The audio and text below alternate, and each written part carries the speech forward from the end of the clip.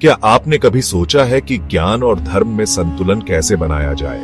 क्या कभी आपने महसूस किया है कि ज्यादा ज्ञान इंसान को अहंकारी बना सकता है और अंधा धर्म उसे रूढ़िवादी?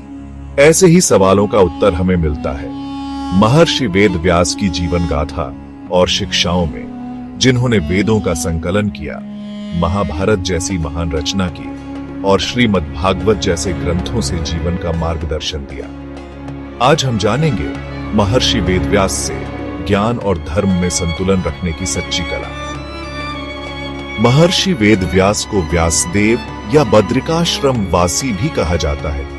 वे महाभारत के रचयिता और वेदों के विभाजक माने जाते हैं। इनका जन्म एक तपस्वी ऋषि पराशर और एक मछुआरिन सत्यवती के पुत्र के रूप में हुआ। उनके जीवन की शुरुआत ही इस बात का प्रतीक है कि ज्ञान और कर्म दोनों का संतुलन इंसान के जीवन में कितना जरूरी है।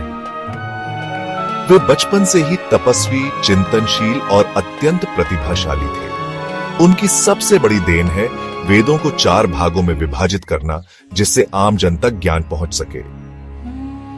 महर्षि वेदव्यास मानते थे कि ज्ञान का उद्देश्य केवल बुद्धि की वृद्धि नहीं, बल्कि आत्मा की शुद्धि है। उन्होंने यह स्पष्ट किया कि यदि ज्ञान से अहंकार बढ़े तो वह अज्ञान से भी अधिक खतरनाक होता है।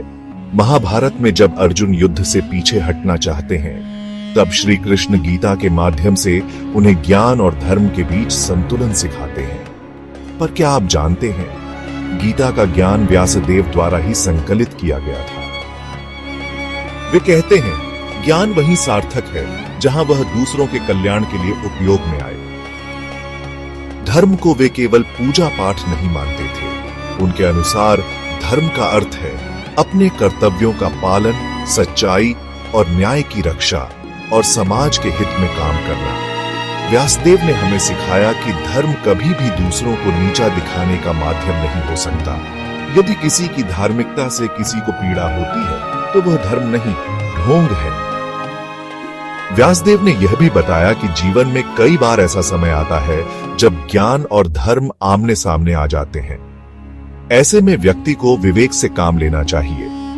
उदाहरण के लिए उन्होंने धृतराष्ट्र को ज्ञान दिया, लेकिन उन्होंने अपने पुत्र मोह के कारण धर्म का पालन नहीं किया और अंततः विनाश को आमंत्रित किया। व्यासदेव की शिक्षा है, जब मन भ्रमित हो तो आत्मा की आवाज सुनो, वहां से कभी गलत दिशा नहीं मिलेगी।